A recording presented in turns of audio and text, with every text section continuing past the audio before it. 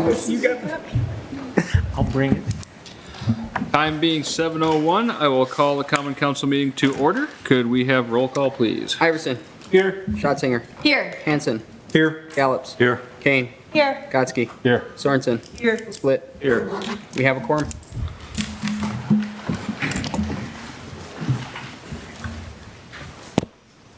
I pledge allegiance to the flag of the United States of America and to the republic for which it stands, one nation, under God, indivisible, with liberty and justice for all. I am Reverend Jeffrey Dodson from First Congregational Church in Ripon. Please be with me in prayer. God of wisdom and grace, you who guides our days and nights, enable us to desire rightly and to be of use in the service of others. Be with this assembly and its work. Grant us the wisdom to create what is essential for the common good. Keep within each of our hearts a love for the cause of human welfare and a dedication to enrich the lives of all people. Guide us in our labor to maintain and strengthen our public lives, and remind us to be good stewards of the gifts given to our community. Amen. Amen. Thank you. Oh, thanks. All right, is there a motion to approve tonight's agenda?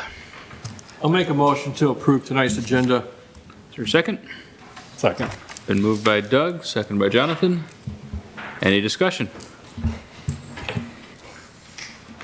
Hearing none, all those in favor of approving the agenda say aye. Aye. Opposed?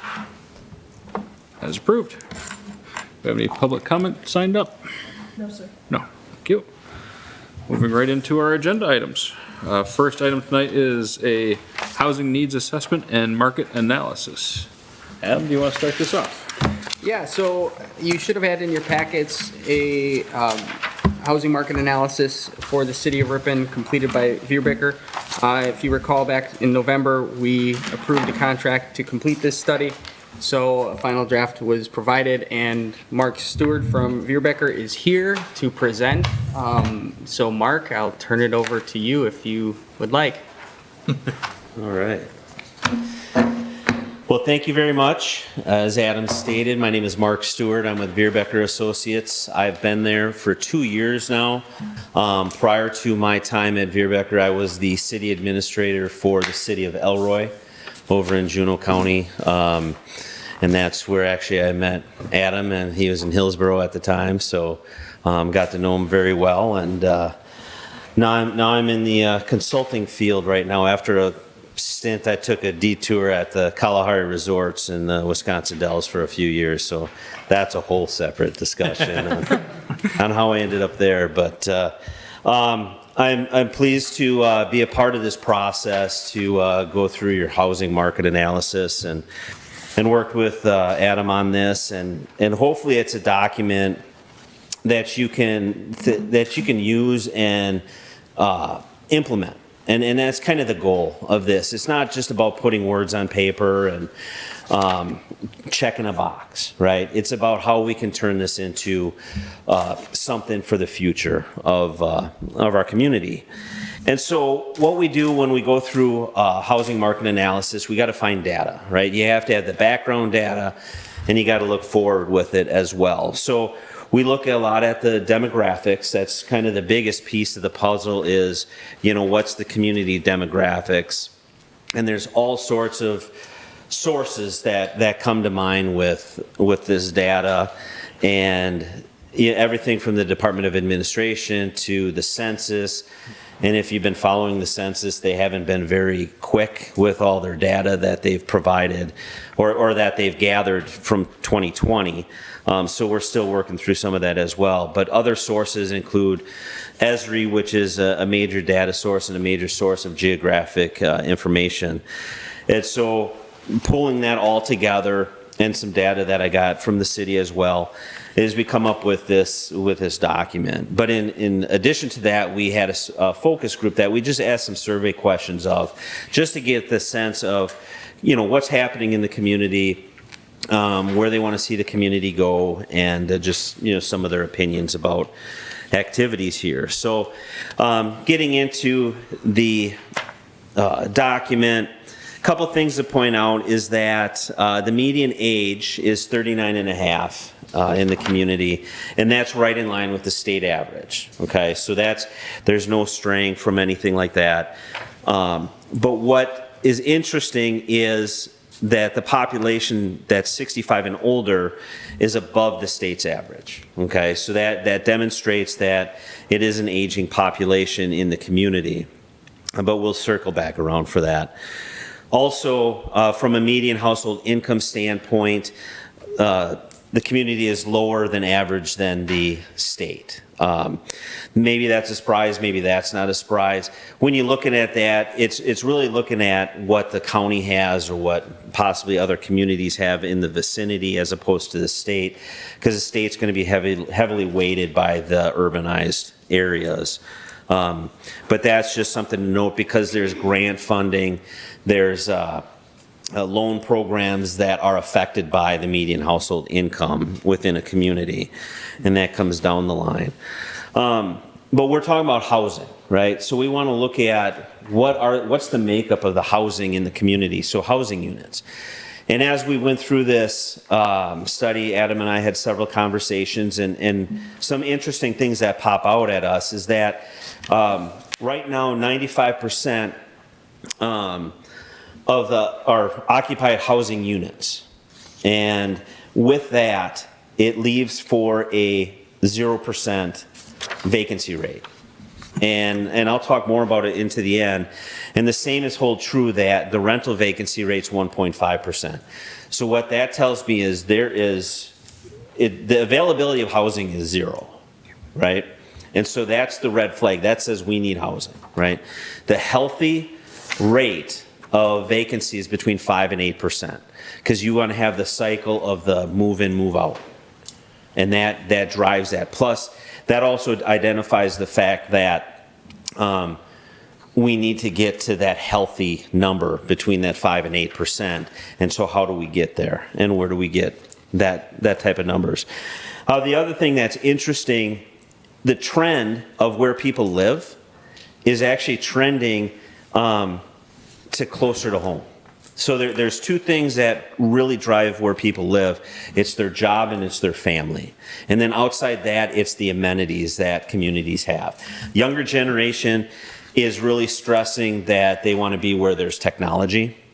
However, with that, they also want to be closer to family. But they will take their money and their jobs wherever it is that is convenient to their type of lifestyle. But what we're seeing as a trend is it's closer to home and closer to your job. The days of, I lived in Baraboo when I drove to Elroy. It was a 45-minute drive every day. But the odd thing there was it was 42 miles. And then I would talk to my friends in Minneapolis and talk to my friends in Arizona and wherever else, and they would drive 5 miles in 45 minutes, and here I'm driving 42 miles in 45 minutes.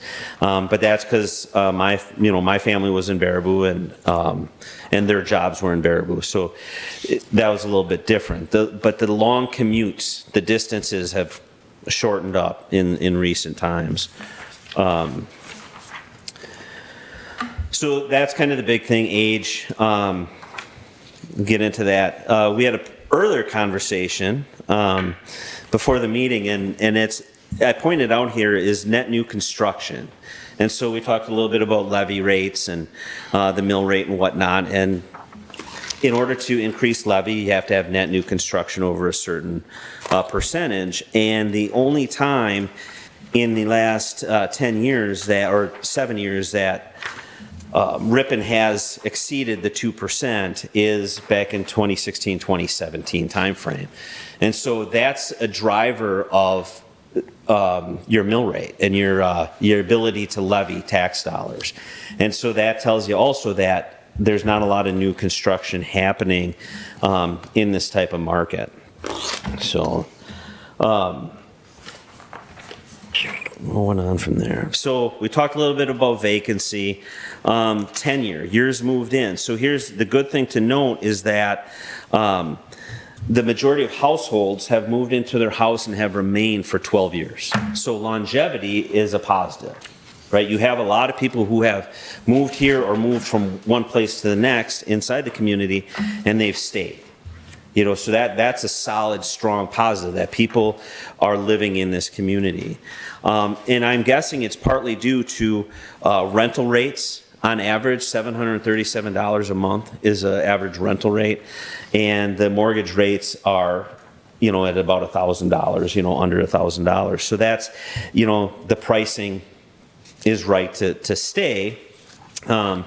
But then we'll move on to that as well. But, you know, going through all this data, we have the number of paying rent, the housing types, the majority of housing 2 or 3 bedrooms. I mean, that's pretty logical that the majority of properties would be in that 2 to 3 bedroom type range. But age of property. So overwhelmingly, housing in Ripon was built before 1980. So 30% of all housing was built, and secondary to that is 30% of all the housing was built prior to World War II. Okay, so the aging housing stock is part of that question of where do we go next. And based on a definition from the data we provide, only 1% of the housing is considered new housing in the community. So it is an aging housing structure. And maybe that's a surprise, maybe that's not a surprise, but it's something that, you know, we have to look at as we push forward. And as we're looking at new construction, and it ties back to the net new construction, is there's really only been, you know, what, 12, 15, 18 houses built in the last 5 years. You know, so that's, you know, 3 a year for a community of almost 8,000 people is on the low end with that. And within that, you only had 2 multifamily units built during that time frame. So now what do we do with that type of information is we analyze that inventory. I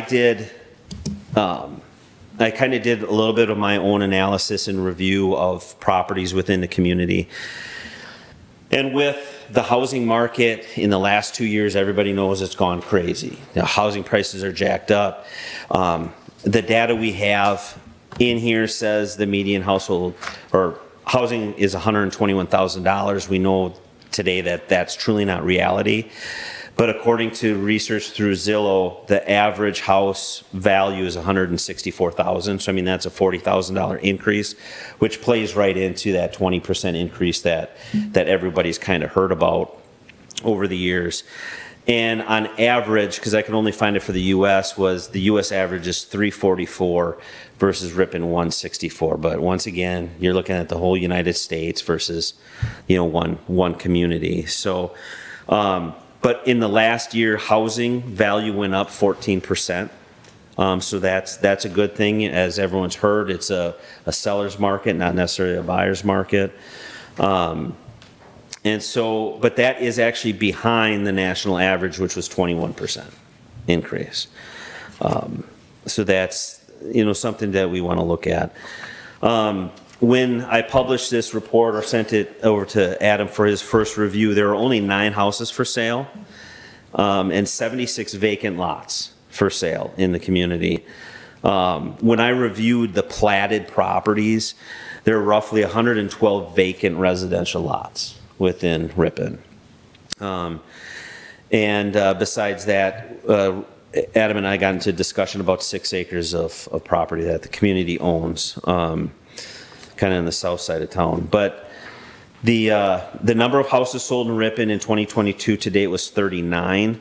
And the number sold in the last 12 months was 150. So in comparison, there are 354 houses sold in Fond du Lac County as a whole.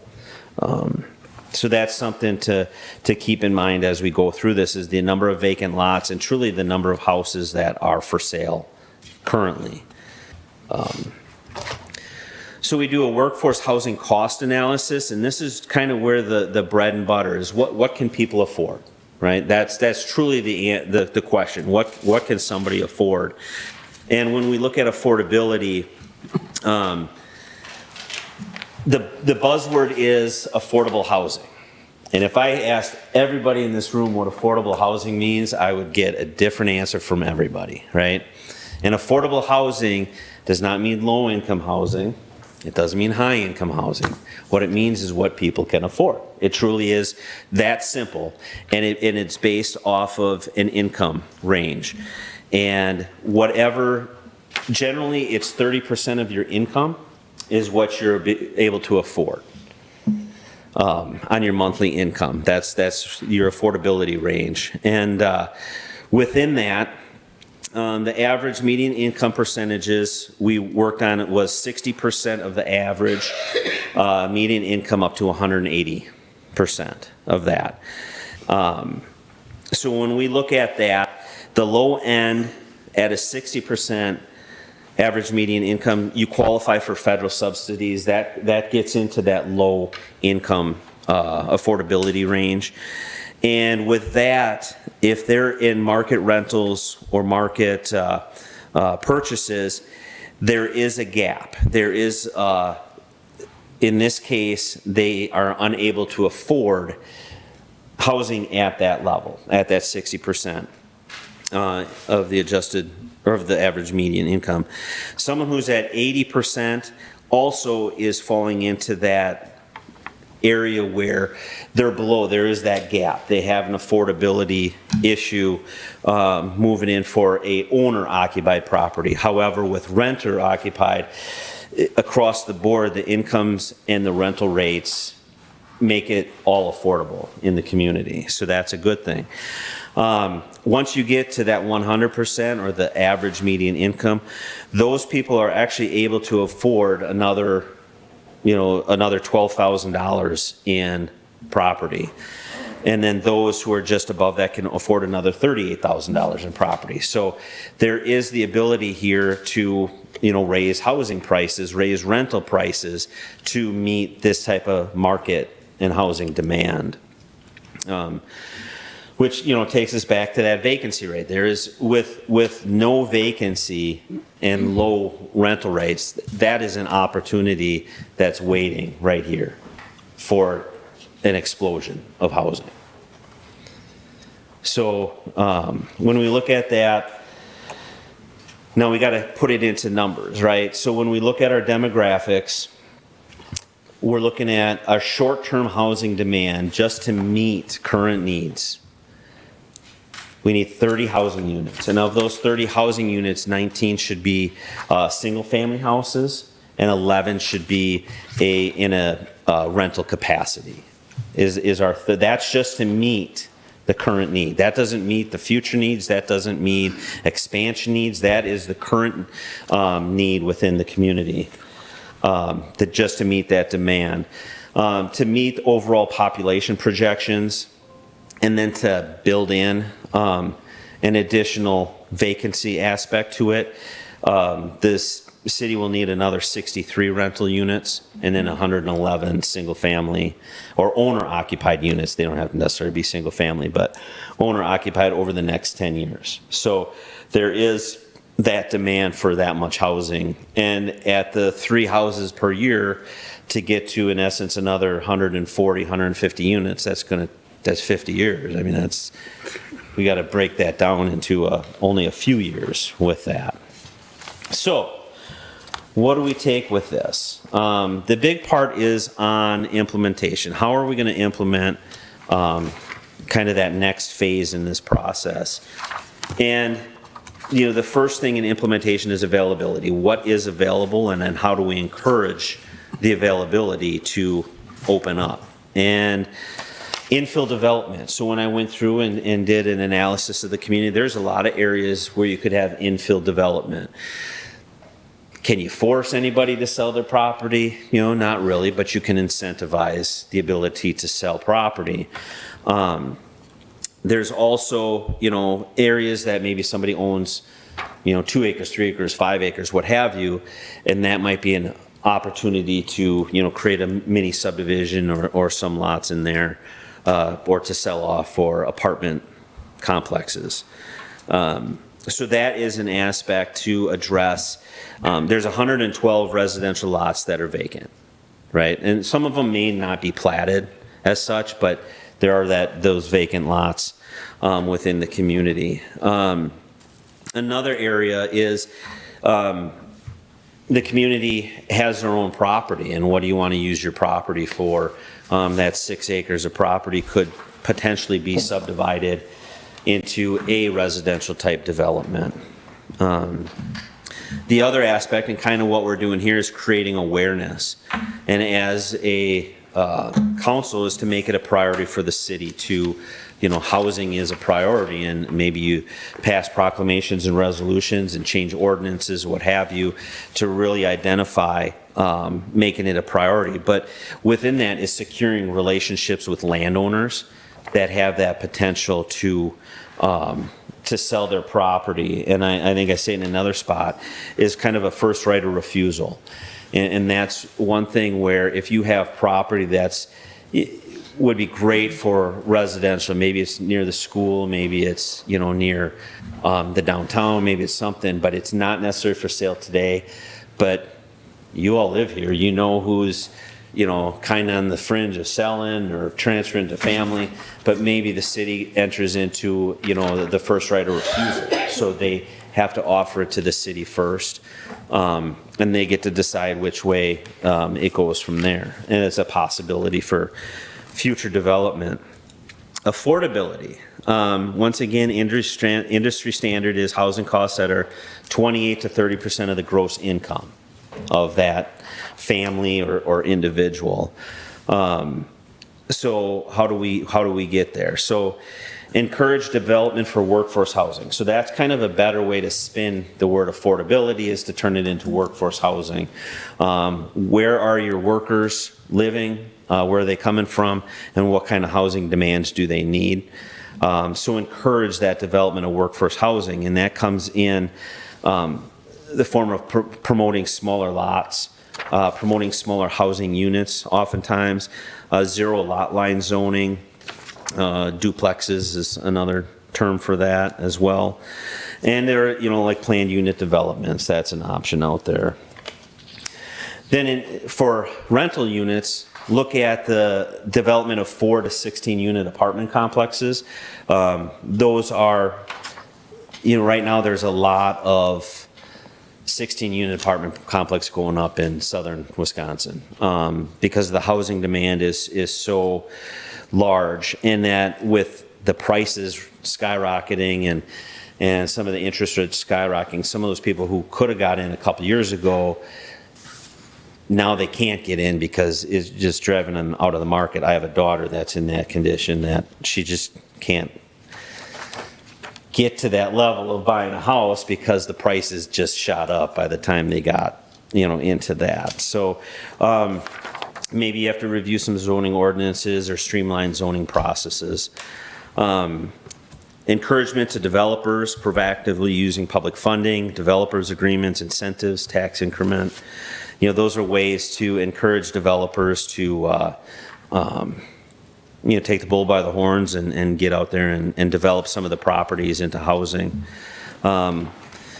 Alternative infrastructure design. So we've actually done some studies and some projects that have driven this, and costs are all independent of counties and locales based on access to materials, but widening a right-of-way from 66 feet to 60 feet is a 12% cost savings.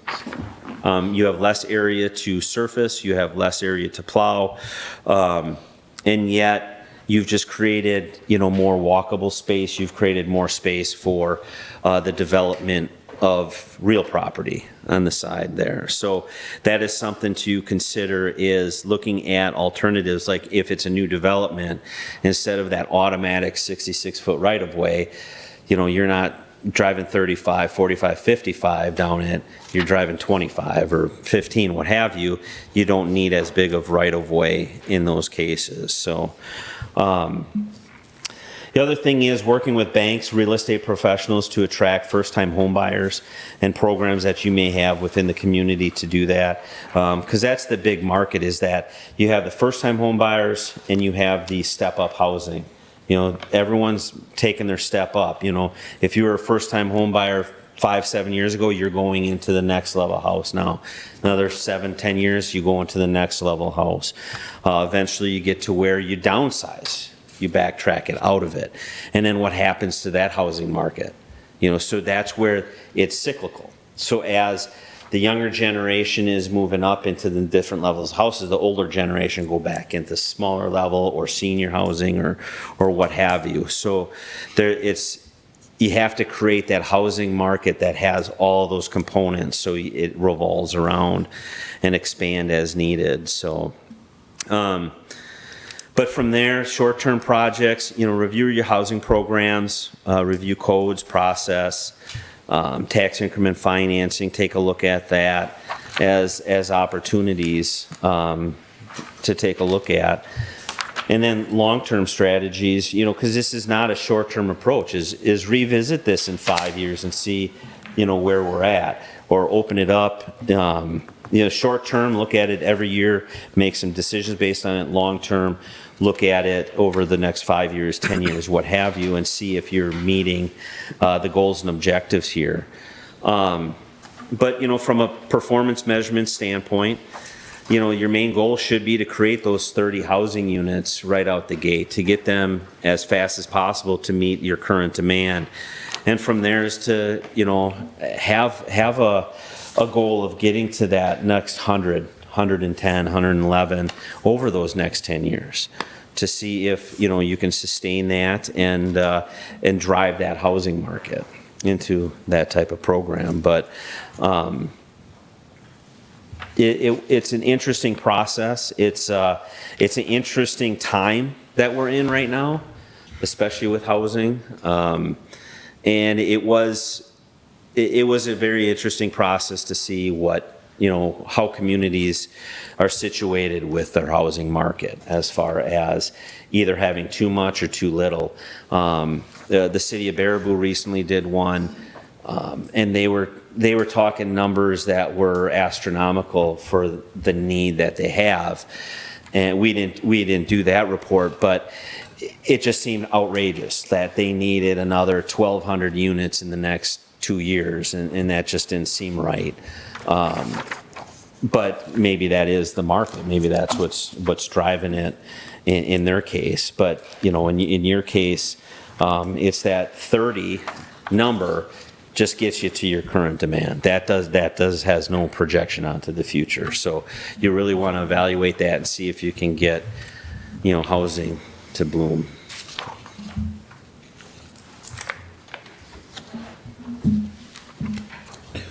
Question.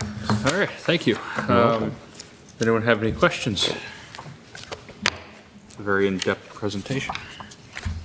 Ellen, or Julian. First of all, thank you for this comprehensive study to really help us dig in and serve our community better. And a lot of good information that you provided. One of the questions I had is for the recommendations. Now it seems to be that we'll have some work. A lot of it seems internal to review things. But one of the areas where maybe we could get still some outside ideas might be on some of the incentives. And it sounds like you've worked with a number of other community cities. Are you able to provide perhaps after tonight, working with, you know, perhaps Adam, examples of communities or cities and what they're doing so that we can get some actual ideas on what's working? Sure. Well, I'll go right back to Veerbecker is based out of Reedsburg, Wisconsin, and the second office is in Madison. We have one in Milwaukee, and then we have a small one-person office down in Prairie du Chien. But the home office is based out of Reedsburg, and been there for 45 years. Reedsburg is one of our examples of a success story, but it's not an overnight success story, meaning that they were running into the same issue of they couldn't provide enough housing. So what do we do?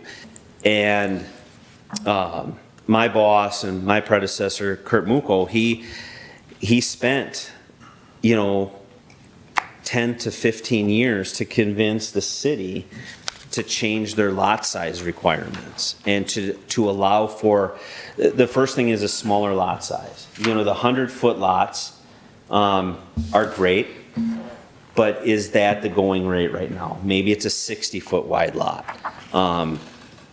I'm not saying do 25-foot lots like they might have in a Milwaukee downtown area, but can you get by with 60-foot lots, 80-foot lots instead of a 100-foot lot? Because every foot is another several $100s in infrastructure costs to the community, not in just construction, but also in maintenance.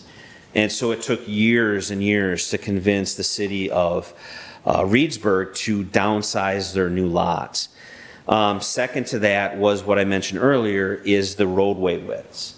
Same thing is you're stuck on 66 feet for the overall right-of-way. That's not the paved width. But you hear about, okay, we need the terrace for plowing. We need, this for parking, and we need this for bikes. And all of a sudden you got this really wide area that not only do you have to build, but you have to maintain, right? So we did the math, and if you make a smaller width, you can still accomplish all the same activities, but you just drove the cost down. So if it's a city cost, now you reduce the city cost. If it's a developer cost, you just reduce the developer's cost, because sometimes you're going to require a developer to put in the infrastructure, and if you find ways that is cost savings for them, it makes the project go. And with that reduction in either lot size or width, maybe that creates 5, 10, 20 more lots that they can put on, which is more property. And the other part to that is the zero lot line, and that's your duplex style houses. That's you have the common wall, and that same thing. There's a taboo to that, and it took years to convince them of the same thing is to have that common wall housing. And if you're, it makes sense if you can live and own the whole building and live on one side, and in essence have the people on the other side pay for your mortgage and the taxes and whatnot, and it's a great income opportunity. But it was that same thing is when you grow up in Wisconsin, you're used to your lot width, your yards, and having your own space, and it's a hard sell to have areas that you have that zero lot line.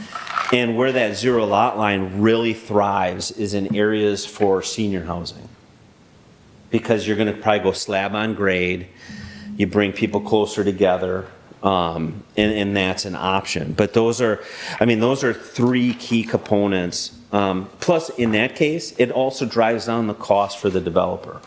If they have that one common wall instead of two separate buildings, you drive down costs with that, and that's a big selling point for developers. And but like I said, it wasn't overnight convincing the city of Reedsburg to do it. It was a long time to convince them to do that. And once they did it, I live in Baraboo, and Reedsburg easily, and I don't know the number offhand, but easily is outpacing growth to Baraboo. And Baraboo is now in the catch-up mode to try to catch up to Reedsburg. And Baraboo is closer to Madison, so technically should be more desirable for people to commute. But Reedsburg, the prices of property are a little bit cheaper, and they have this housing plan that they're implementing with smaller lots and just all the different options they have. And they're building houses like crazy still today. Even with price of everything going up, they can't build them fast enough in Reedsburg, and they're sold. So it's those types of things that have really changed. It's kind of that thought process of take away from traditional and kind of just think a little bit different way. But we had to put it into the dollar signs, so that's how it's sold. In essence it's less of a cost to have the smaller right of ways, smaller lots, the zero lot line houses. So. That's a good question. And then just one last question. You mentioned maybe going out of the traditional and thinking about new things. I didn't see a mention here, and we've talked about it in this city in the past a little bit about multifamily homes. Is there anything that, I don't think I saw that mentioned or playing into how that could play into our situation or future situation? that is what I guess I didn't maybe specify it specifically as multifamily, but I kind of specified it as the rental, because your multifamilies are going to be your rental capacity. And so based on my numbers, you're looking at probably in that 60 unit range of multifamily units. So is that 4 16 unit complexes? You know, on the easy end of the math, yes, 16 times 4 is 64. But could that be a series of 4 units? Could that be 8 units? Could that be conversions of downtown properties into different things? But there is a need for that multifamily level and the renter occupied. As I mentioned in here, the vacancy rate of rental properties is at 1.5%. And once again, that is way below 4% at a minimum, below meeting current demand. And so there is a need for not just single family housing, but that multifamily housing mix, and your duplexes or your zero lot line houses can be considered a multifamily aspect as well. And you can make those fourplexes even, you know, with 4, and then you got 4 or 2 common walls per unit. So. Dave? The thing that I'm looking at here is, you know, we had some apartments built here. They're full, just like that. Yep. We had some side-by-side duplexes built, also. So it's, how do we get developers in here to continue this? I don't see where we're stopping them from coming in. Why are they not coming here and building? Well, I guess there's a couple answers. I mean, do you work specifically with any developers? You know, so that's the first question. Do you have anybody that you readily call, or are you just leaving it up to the property owner in that aspect? And you don't have to answer. I'm just putting that out there. But it's also in the incentivization of it. So are these in TIF districts or near a TIF district where it benefits to where you can provide incentives?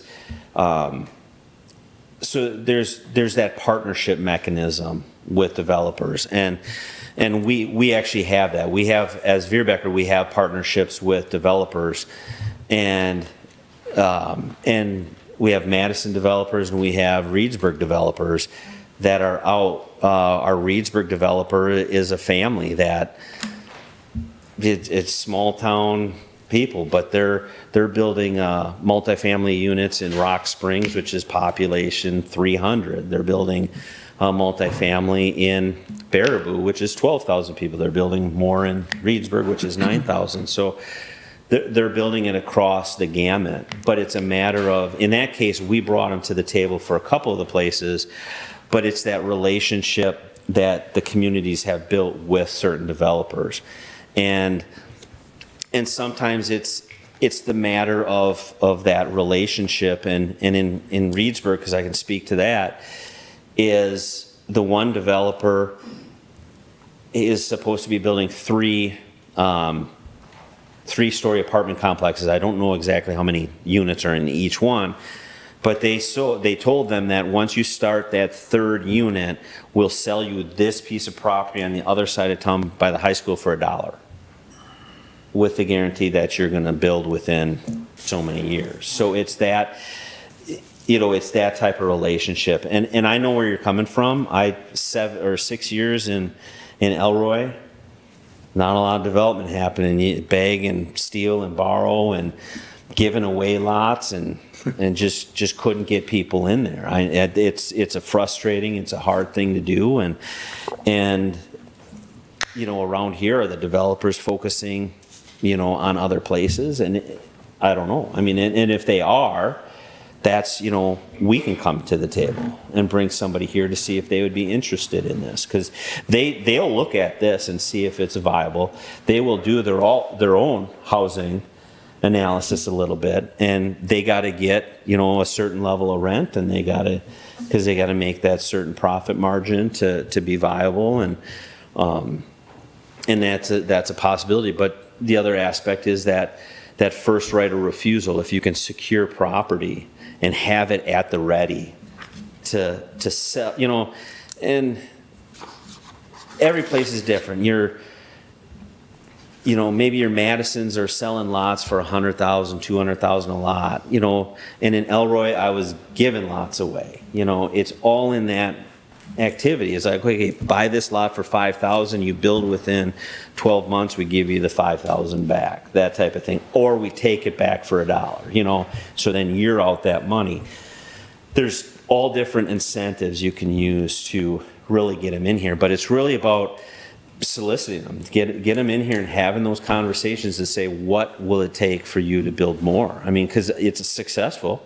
If they're building them and they're selling them right away, that's a success. Right. Keep But doing there's a it. good track record here, but it just stopped again. Right. So, Yeah, that's the tough question, but it's, you know, it's bringing someone to the table and seeing if okay. they're willing, and that's where, you know, maybe if the private ownership isn't driving the market, that's where if you have as a community your own property, can you drive that market, you know, and make a development happen? Thank you. Any more questions?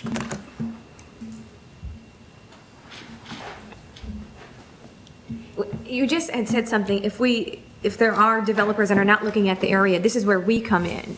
Yep. Can you expand more on what that means for your services to the city here? That we work with developers. We work with developers out of Madison. We work with rural developers. What I'm saying is I can bring people to the table. I can put people in touch with Adam and have that meeting and provide them with this document and see if they have interest in work over here. Some are easier than others because of their crews, you know, and everyone's having trouble with, you know, hiring and maintaining crews, but it's where their suppliers are and can they get crews to an area is an aspect of it, but they will also know people too. But that's what we've done in the past is we work with developers and we'll bring them to the table to help out communities, because if this is an opportunity. If you're a builder and you're building, you know, multifamily homes and or single family homes, and we just got the word recently that even lumber prices, there was one project that lumber prices for his project had come down $17,000. You know, so the price of materials is not as high as it used to be. It's coming down. So from a development standpoint, it's becoming more cost effective to build that stuff instead of sitting back and waiting. But we also have another developer that they told us they don't even care what the interest rates are, because as a developer, they're getting, you know, the amount of activities they can build and sell or build and rent is so fast. They don't care if interest rates are 5, 6, 7%. Doesn't faze them one bit, because they're in the market to sell and build, and they will get their return on investment. You know, it may be individually you don't want a 7% or 8% mortgage rate, but from their standpoint, they'll pay it off at just as fast as if it was 2%, 3%. So, but that is one of our, when we draft documents like this, we really want to, it's the implementation. Here's your background, but it's the implementation. How can we help you get there? And like I said, we've been housed in Reedsburg for 45 years. And it took 10, 15 years to convince that city to take steps forward. And that's what helped us build, you know, our core with the developers we work with and whatnot. So if I'm hearing you right, first of all, if any developers listening in, please contact the city soon, now that we have this, right? But are you also saying then that no extra charge to us as a city, if we don't have developers coming to us, that we can find, that you would bring them to us? That is correct. And Yeah. we can facilitate that? Is that what you're saying? Yep. Thanks. That is what we do. So in terms of implementation, in terms of everything we've been going on with housing over the last year or so, this was one component of everything we've been working on at a staff level, and the other component is a comprehensive review of the zoning code, which Mark mentioned. which will be in front of the council after a public hearing last week for the common council in July. So comprehensive zoning code changes to the residential districts to become more flexible with regulations. There was a public hearing done on last Wednesday about that with the Plan Commission. So that will come forward, as well as looking at incentive programs, revisiting all of the city's programming. Currently, there is the Build Ripon housing program, which technically, I believe money has been spent for, and then the Ripon Renew project. We will look at putting together a Ripon first-time home buyer program. We have a TIF district, TIF 4, that closed, and there's dollars there to implement housing programs, including affordable housing. 75% has to go toward affordable housing. That is not defined as income, that is defined as 30%. So we will begin using that metric for determining eligibility and allocation of funding of those dollars to better fund the Build Ripon, first time Ripon Renew, and maybe increase the amount of money available there to promote things on a that's kind of a smaller scale, kind of getting it in the homeowners or the home builders' hands. At a bigger level, we have to look at our tax incremental finance district, begin planning for the future, and frankly, using every piece of property that the city of Ripon owns and see if we can put housing on it, one way or the other. So that is the direction we are sort of headed with this. Ultimately, you need a developer at the end of the day. I think just in my time here, there is local and existing interest in the community. And the goal of this was to better understand our issues, as well as to provide developers maybe a little bit more information about the community. Because we are talking at this point sometimes big dollars, and you know, that's a big investment. So we have to have good partners with developers, which, to Dave's point, I think we have had developers. Some have been good, some have not. And so revisiting all of this and kind of hitting the reset button with this information is kind of where we are headed, I hope. Because this is a significant issue for our community, and we need to begin doing more.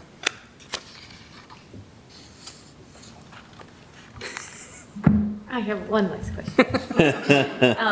Earlier when I said multifamily homes, as I thought about this, what I meant to say is I hadn't heard anything about multi-generation homes, where there's maybe parents, younger family together.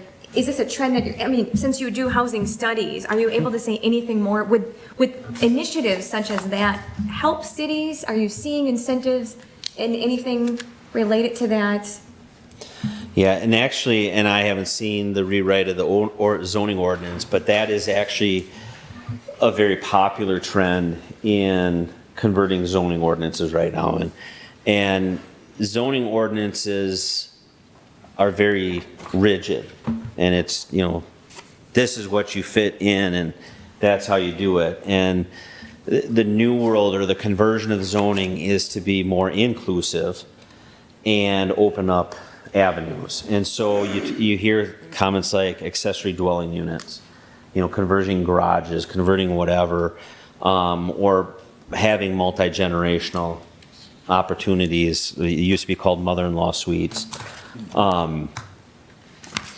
That is the current trend, and I don't know what yours We will be, said, accessory but- dwelling units are included in our, But it's the, sometimes you talk about, you flip the standards, you know, minimums and maximums, and how zoning ordinances, a lot of them are outdated. I like to reference Elroy, for instance, and their downtown business district was considered commercial, and if any building got knocked down or they wanted to build new, it had a 25-foot front yard setback in a downtown. That doesn't make any sense. It should be right up, 0 lot line, right to the, the sidewalk. But that was an antiquated, outdated zoning ordinance that was just rubber stamped and put into place. And now it's really about having the ability to be inclusive. And maybe it is more opportunities for, business on one floor, housing on the other, or the multi-generational. But that is less, this is a product to help drive that answer. This isn't going to answer that because it's really hard at this stage to determine that exactness of that. You'd really have to dive into the demographic numbers to figure out truly how many generations are living in one specific household. But it's the matter of being flexible in your zoning ordinance to allow for that aspect, or because you have a definition of family, and what does that mean? Thank you. So. All right. Well, thank you, Mark, for the presentation. Thank you. Thank you. Thank you. And we will move on to our next item, which is to approve the annual alcohol beverage license request for a period of July 1st, 2022 through June 30th, 2023. One remaining was Roadhouse Pizza.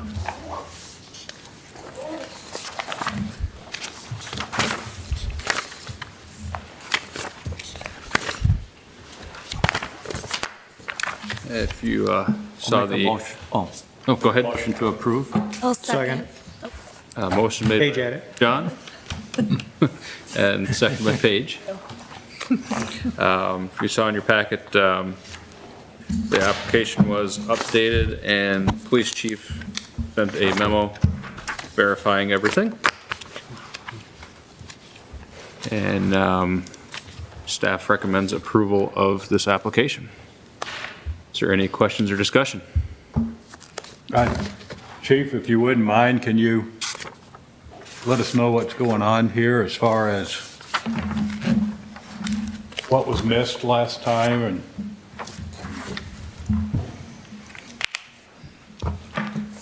Sure, I can do that. I think I gave you a memo that was addressed to you, to the mayor and the city administrator in reference to this.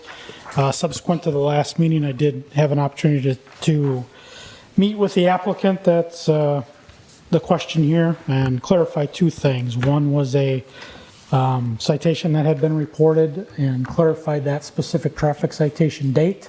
We were able to do that. The other things were some inferences in reference to some other citations that may have been issued. They were not issued to this particular applicant. We went through that. I clarified that on the letter that's been given to you.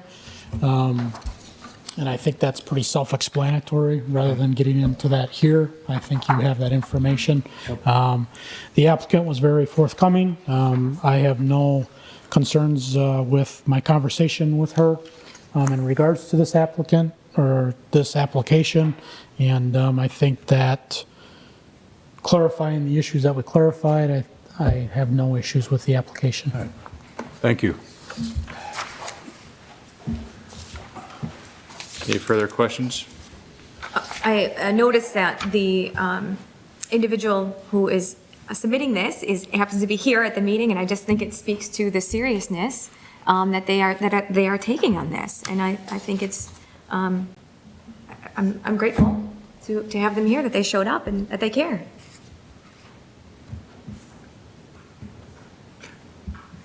Anyone else? Questions, comments? Hearing none. All those in favor of approving this Let's do a application? roll call. Okay, we'll do a roll call vote. Adam? Iverson, Yes. Schatzinger, Yes? Hanson, Yes. Gallops, Yes. Kane, Yes. Godsky, Yes. Sorensen, Yes. Split, Yes. passes unanimous. All right, that is approved. Thank you. Moving on to our next item is 126 Jefferson Street Environmental Review. So in your packet, you have a scope of services presented by MSA to do an environmental review on the 126 Jefferson Street property, which is just right next to the library. This has been an environmental site that the city has owned for many years. The goal of this review is to get the site to closure. We would be looking at doing putting together a work plan, doing vapor intrusion on the building, which is a required study by the DNR, groundwater sampling, emergent contaminant sampling, and then getting the property to closure. What this will do is essentially also get us to a point where the building will be able to be tore down with asbestos and other sampling done there to identify any other environmental concerns or hazards. So if we do have the goal of removing this structure, we could act pretty quickly on removing it. The outcome as well of this would be sort of directing what it could be used for in the future based on vapor intrusion, other contamination issues. That will dictate what can be done there next. This was reviewed by Public Works Committee and recommended approval to keep this going. It's probably a 3 to 6 month process to do this as well. But if we want to continue to move on that site, remove the building, and see what it can be in the future, that is why we are pushing this forward and recommending approval. Are you looking for a motion? Yeah, I'll make a motion to approve the MSA Consulting Services Agreement. I'll second. Been moved by Dave, seconded by Ellen. Any discussion or questions?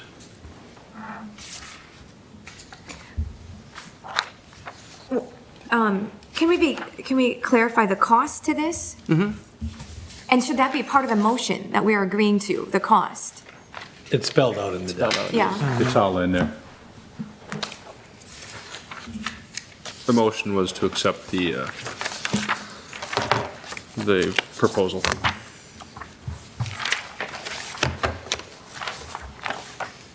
And to your question, the total cost for, Can you do math? So is it right here on the third So, page, yeah, the- 13,815? plus another 3,605. So it'd be a little over $17,400. 17,420, if I had correctly. Right, on the next one, yeah. And by approving this, are we saying that we're just approving to pay it from the city and we're no longer trying to find any grants or any possible incentives? My guess is, Adam, you've looked into this already and you've found that there isn't really anything available, or you would have brought that to us. So this site has been awarded funds before to get to a point where there's a phase 1 and a phase 2 done. So we have all that information. The next step is closing out the site. We haven't done much there for the last 10 years. The idea that there is some grant at this point to help fund this component of it after receiving funding for other studies is going to be a difficult sell. We are sort of at the point where the grant or the idea for this, it's a great idea, I get it. We want to get grants and help fund opportunities there. We don't even know what can happen there at this point, and that gets us to that point where we can look at what grants could help, say, clean it up if there's a concern, or help with the redevelopment. The site, as it currently sits, is not an attractive redevelopment site because there's a environmental concern and there's a building on it. Any of those things, if they remain, make it a less viable site for redevelopment in the future because the developer will be put in a position to have to deal with those. So to get this to be an ideal or as ideal as it can be site, this is the direction we are going right now, or we're recommending going to get to a point where we can maybe get grants to do things.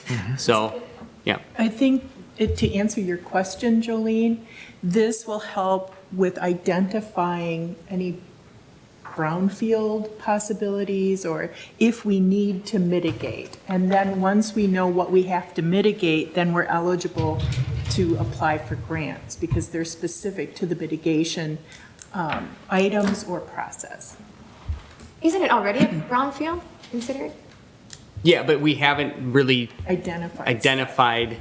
or capped or determined what it can be done there. We just know that there's bad things in a few Yeah. areas. And maybe I should count this in that I was so impressed with you, Adam, that one afternoon there was, it was, let's see, Jonathan, myself, and a community member that met for hours on the property. It felt like at least an hour to look at it. And there was a community member that identified that there might be some grants available to look at. And so, I wasn't a part of that conversation going forward. So I'm assuming that you have done your due diligence then to make sure that, this community member who thought that there might be, even though we had received them in the past, thought it's still worth checking. Yeah, We shouldn't I've- assume that we're out of the playing field. No, we're talking to MSA as well as talking directly with the DNR and our rep for this. Even the DNR today, just talking through with them, they believe this is the appropriate path Okay, thank you. right now.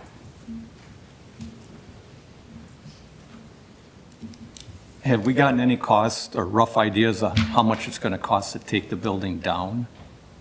No.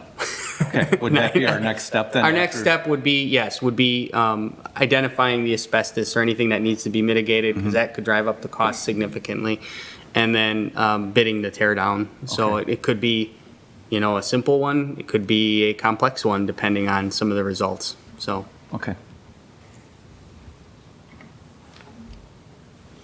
Any further questions or comments?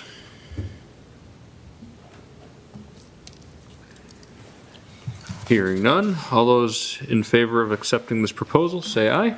Aye. Opposed? As approved. Thank you. All right, our last action item of the evening is an ordinance to amend section 8.04.070, limit number of dogs and cats, and/or cats. You want to give a summary of the changes here? Yeah, so I think Alderperson Split brought this to our attention after receiving some complaints. Essentially, our previous draft, you can see the ordinance, or previous ordinance, allowed one to harbor 2 dogs and 3 cats per dwelling, and then they could petition me for another dog or cat per dwelling, so they could technically get up to 7 animals in a dwelling. They would then, for that extra animal, have to go door to door and get a signature. That oftentimes turned into sort of a popularity contest between neighbors, and not saying people aren't neighborly, but caused issues. And there are times where people aren't home or vacant houses, and you got to get to 75%. So this recommendation drops the allowable number to 2 dogs and 3 cats, with an allowable 3rd dog, with a petition to the city administrator, and then a background investigation into the property to make sure that there weren't any complaints within the last 2 years or violations in the last 2 years for animals. If we deny it, then it'll come to the Common Council. But it'll remove the petition and then drop it down to a maximum of 5 instead of 7. That's what this would do.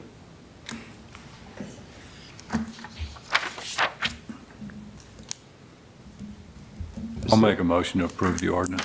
I'll second. Moved by Dave, second by Paige. And just because I know we're going to get questions, people that currently have the higher number of animals, I assume would be grandfathered. We are not going to be knocking on people's doors asking them to get rid of their dogs and cats. 7 is a lot for a single-family residential home or apartment. But we don't have that many active out there, so we do not believe, permits for a 3rd dog or 3rd or 4th cat. So we don't feel there's a big issue, but if there is, we will work with the residents on that. Thank you. Because to clarify, you said we're not going to be knocking on their doors, asking them, but that doesn't matter right now. What matters is when they reapply. When they for their- reapply, yep. So that will be the issue at that point. Yep, they would And have are to- you Annual saying- licensing process. Yep. Yeah, so are you saying at that point, you're stating right now that you will work with those individuals who They would probably have are to very comply. concerned? They would have to comply with the ordinance at that point of renewal. Once it's passed and published, it is the ordinance. So individuals that currently have 7, let's talk about, 1 year from now or whatever, when they have to reapply, what are we saying specifically for those individuals? At this point, what we're saying is we do not have anybody with 7. Oh, I That see what are, you're you know saying. what I mean? We don't have that. The max we have right now, we believe is 5 or 6, depending on the cats and there. If somebody, I think we'll work with people on it, and maybe there's, I don't know, Lud, we'll have to talk. Yeah, cross no, that there bridge, but- is ways to address it. Yeah, but But it's important to understand that once it's passed and published, and you're going for a license, they're going to have to comply with the ordinance. That is the understanding this evening.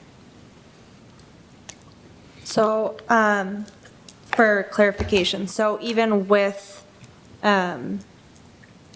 trying to get a third dog, 3 dogs would be the maximum in a household, correct? Not, 3, yep. Yeah, And that okay. currently is the yeah. max. So this doesn't mean like 5 dogs would No. count as the 5 animals.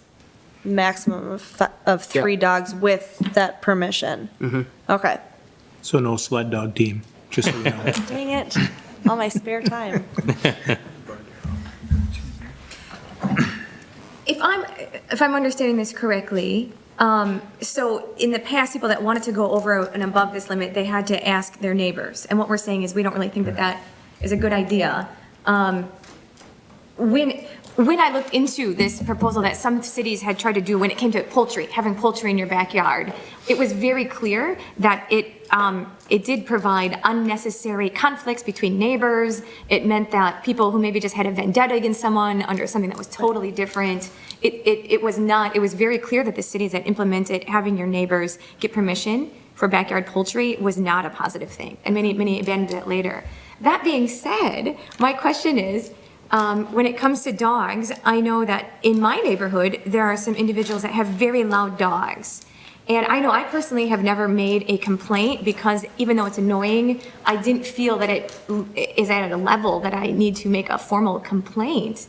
But what we're saying is now, you're doing a background check. If I knew that one of those neighbors wanted an extra dog, I have to be honest, I don't think I would want to sign off knowing the current situation, but you wouldn't know that from a background check because nothing was filed. I guess maybe what I'm trying to say is, can we review what the noise ordinance is for loud animals, for dogs? Is there something that we should then inform neighbors about, that if they do feel it is an undue nuisance, that they should be reporting it? I don't know if I want to encourage more people to report their neighbors, but I do have a concern. Yeah, I can maybe address some of those issues for you. We deal with a lot of animal complaints. A lot of animal complaints. So people will call about barking dogs. So there is no noise complaint in reference to animals, it's barking dogs. So if you've got a neighbor that they have a dog outside and it's constantly barking, you can call that, we can take action on that. Generally, how we work that is first time we have a conversation, it's usually, hey, we got a complaint, you need to do something. If those complaints continue, we can take enforcement action on those things. So barking dogs, that's one of the issues. Animals that run, loose dogs, loose cats, animals at large. What's that? Goats. Goats, yeah. We deal a lot with those. We also have the vicious dog and the dangerous dog ordinances that we deal with quite often. Lud and I spend a lot of time dealing with animal and dog complaints during our court process. So there are things in place. I think what Adam's saying is in reference to the background, if we have a property that they have 2 dogs and we're constantly going there for dog complaints and all of a sudden they want to come forward with they want another dog, you know, the opportunity for that to happen may be reduced based on the number of complaints that have occurred there. Okay, I think that's where he's going with the background check on that. And I understand that, and my concern was, I know I haven't formally made a complaint for the properties that I'm thinking of, so you wouldn't know that per se unless other neighbors called. But I wouldn't be so eager to sign off on having them get an extra dog because I know. Yeah, we wouldn't be going, as part of the background check, I think what you're asking is we wouldn't be going to the neighbors around that property and interviewing them and saying, have you had any problems? We wouldn't be doing that. We would simply be checking our internal records as to any type of contacts at that property, enforcement that's occurred, whether it's warnings or citations or whatever, non-registration. We typically deal with a lot of non-registration issues as well. So that's what the background would be. It would be specifically in reference to animal complaints that have been generated at that specific address if that person is coming forward and applying for an additional animal. And that's my point. I wouldn't want police enforcement to go around to the neighbors. What we had in place, it seemed like that did the work for you because that individual had to go around to the neighbors. We would still always do the background, and the only one I've had to deny was based on complaints from the police chief. They actually reached the 75% in the petition. I see. So this would just take that work out of it. There would still be that background. And if it gets to the point or there is a nuisance and a neighbor has a complaint, we would encourage them to file that complaint, ultimately. Because even if they do file a complaint, under the current situation, they could still get that third dog because they still need 70. Everybody else could say yes. Mm-hmm. And then I ultimately decide based on the background so just cutting that out. And if it becomes an issue, we can certainly, revisit the ordinance. But it's just Naomi can vouch for the one we've had to do recently and the hours that she was on the phone talking to the resident about getting the petition done correctly. It just isn't a layer that we at a staff review have found to be unnecessary at this point, and the background is probably paramount than the signatures. So by raising the question, you obviously have alerted the public to the idea that if there are nuisance issues, they should report them. It doesn't mean necessarily that we would cite. Many times the police department will address the concern, they will take care of it, and we follow up because that's just what we do in a small community, and make sure that the citizen who had the animal is complying with the ordinance. So citizens should not be afraid to address it. I know the chief could address that. Anonymity is probably part of that. It's just the idea, hey, we got a complaint. Can you check your dog? It seems to be regularly barking between the hours of blank and blank. So citizens should not be afraid, and nothing the chief is saying this evening, that we encourage people to let us know if there are issues in the community. Clearly, we don't want the screaming, the yelling out the window, tell your blah, blah, blank, blank. Make the phone call and say, hey, I've been trying to sleep, and for the last hour, the dog's been barking, and we'll address that accordingly.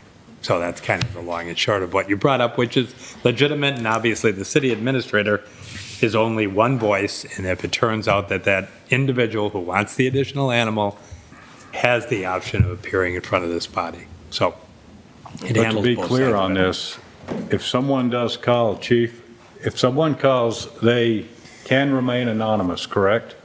They do not have to give their name? If they're looking to be cited, that's a different story.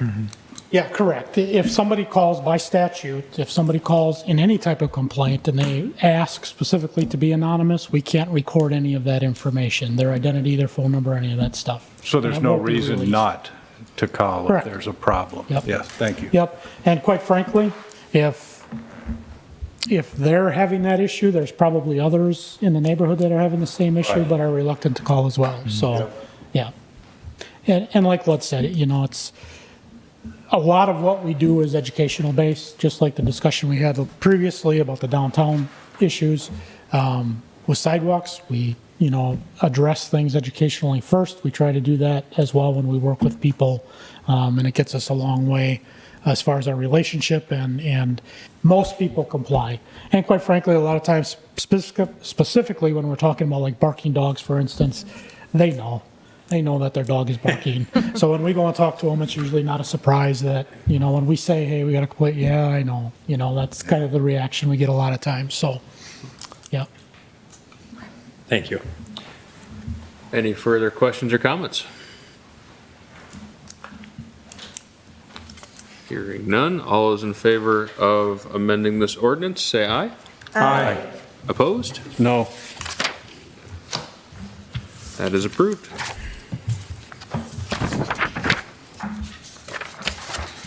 All right, project updates and staff reports.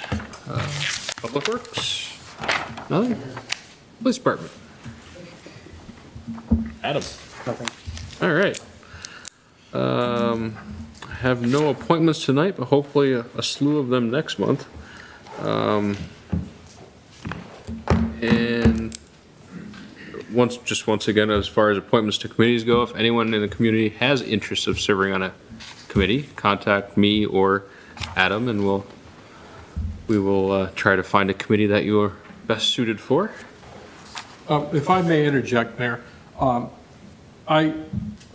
those 2 years when I wasn't on the council here and I served on the Plan Commission, I felt that it was a very rewarding way to give back to your community. No, there's no compensation for these things, but just being part of the community, seeing what's going on, giving your input, and showing up so the projects can move forward is very important. So I encourage anybody, just contact Adam, contact the mayor, get your name out there, tell them about yourself. I'm sure at some point in the near future, we could use a body of someone who can think and read and help out. Thank you. Thank you, Doug. Any comments or future agenda items from council members?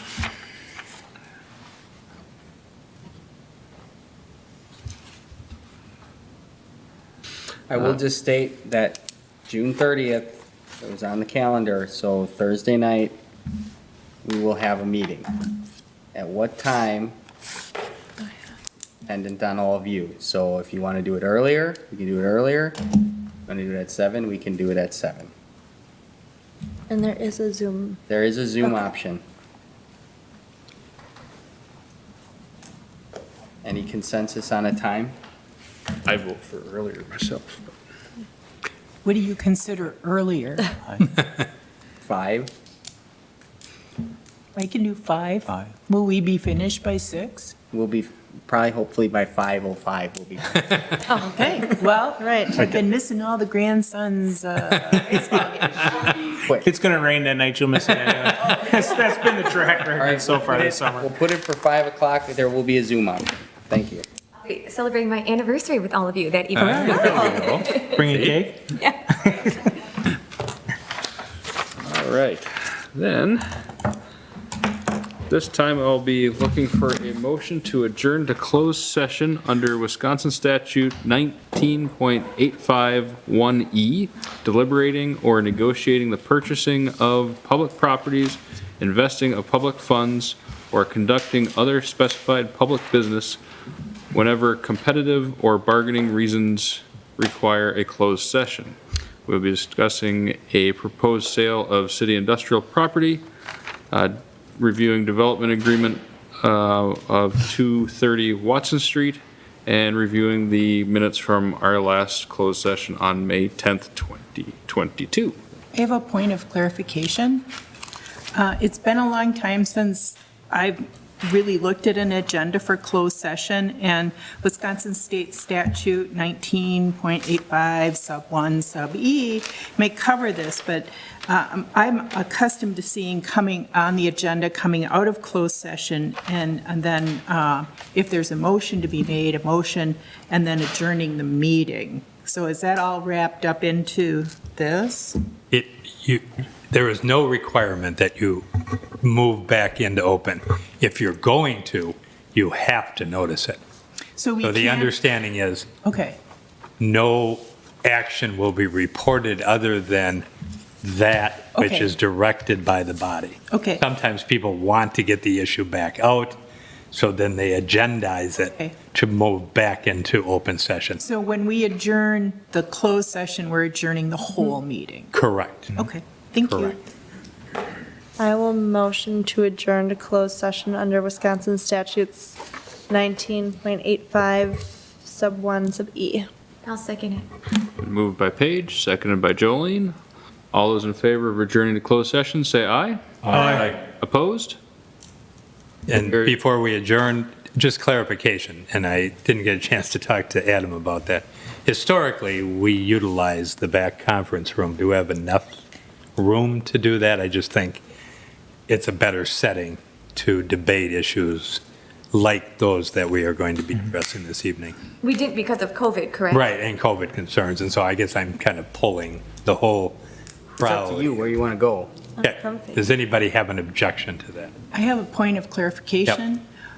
Typically, during my career in public service, when we went into closed session, other people were not invited. Correct, that's part of my point. Okay. They would so- be invited to make presentation and then excused from the Right. discussion. Okay. And I just think logistically, it works better in that setting to do that. We will invite them in at the time then- that we would like to speak with them. And then you get to discuss it after that.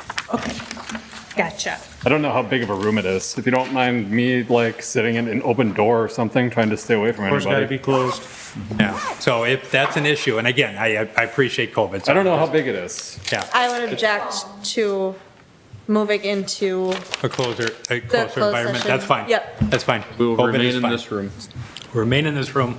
Our audience participants will have to move out until you're invited in. The time is 8:23. We will adjourn to closed session. Yeah, when we're appropriate, yeah. We get a 5 minute. I have to go. Yeah, do we have like